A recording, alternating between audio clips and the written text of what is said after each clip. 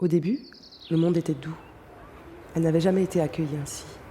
Des sourires larges comme des croissants de lune, des mains tendues, des chants si beaux, si doux.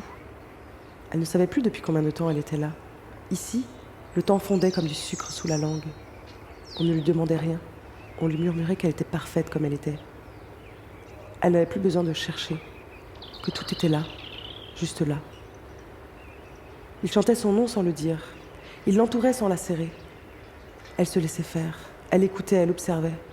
Au centre, il y avait lui, le gourou sans nom. Il ne disait presque rien.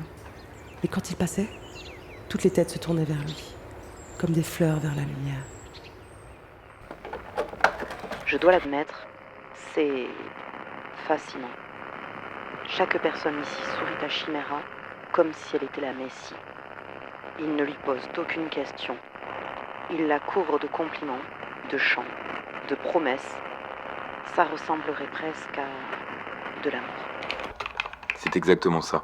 Première phase d'un processus d'emprise classique, love bombing. C'est puissant et c'est un appât. Il l'accueille comme personne ne l'a jamais fait. C'est une forme d'enveloppement affectif en créant une dette invisible. Je remarque aussi qu'il l'appelle par des surnoms. Jamais Chimera. Comme s'il voulait lisser son identité. Ils évitent son nom. C'est la deuxième phase. Pour être libre ici, il faut d'abord s'abandonner. Abandonner son nom, abandonner son passé, abandonner ses attaches. C'est doux, mais c'est une incitation au vide. Et ensuite, Ensuite vient la fausse libération. Pour être libre, ils vont l'encourager à abandonner son nom, son passé, ses attaches. Pas d'ordre direct.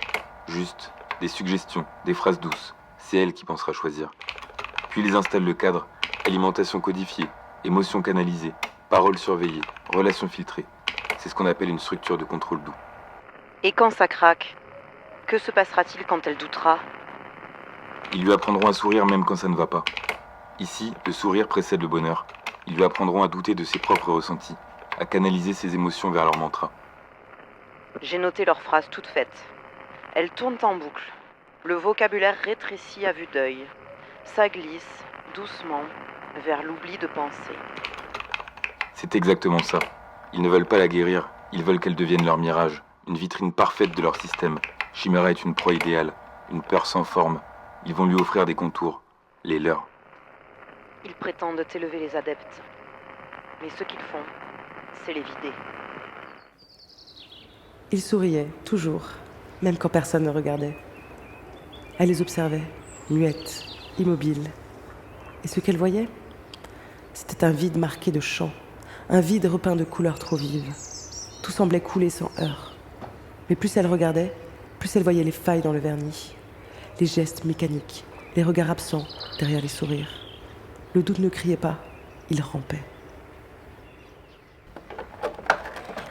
On a repéré des agents du FACT, à la périphérie du campement. Ils observent. Ils ne sont pas venus pour s'intégrer.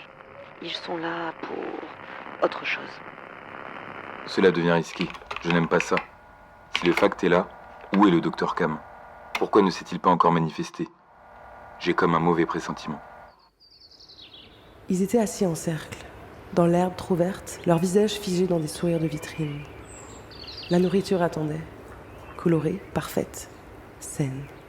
Mais personne ne touchait à rien. Ils regardaient le gourou, immobile, docile, en apnée. Puis, d'un simple geste de sa main, sans mots, tout bascula. Ils se jetèrent sur les plats, comme des affamés, comme des bêtes.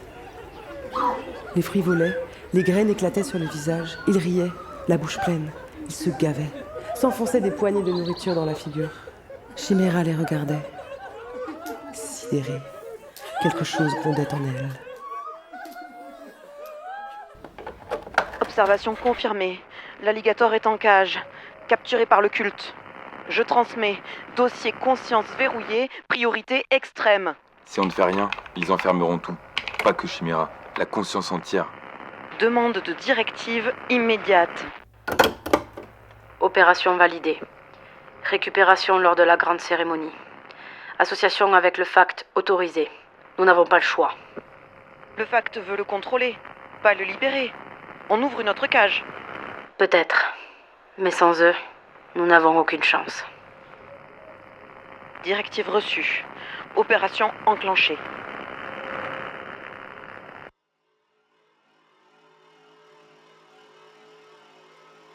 Dr Cam observait, de loin, de très loin. Il savait qu'il ne pouvait pas encore intervenir. Chimera. Il voulait l'enfermer dans ses algorithmes, dans ses tableaux, dans ses certitudes. Elle n'était qu'un passage, un maillon étrange entre l'inconnu et l'essentiel. Et l'essentiel, c'était l'alligator, la conscience, le centre, la cage la plus précieuse. Depuis trop longtemps, il tournait autour, sans clé, sans accès. Mais Chimera avait fissuré quelque chose, par sa nature instable, parce qu'elle voyait, parce qu'elle dérangeait. Il ne la laissera pas aux mains des illusionnistes.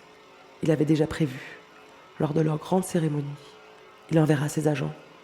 Et cette fois, il ne laissera aucune faille.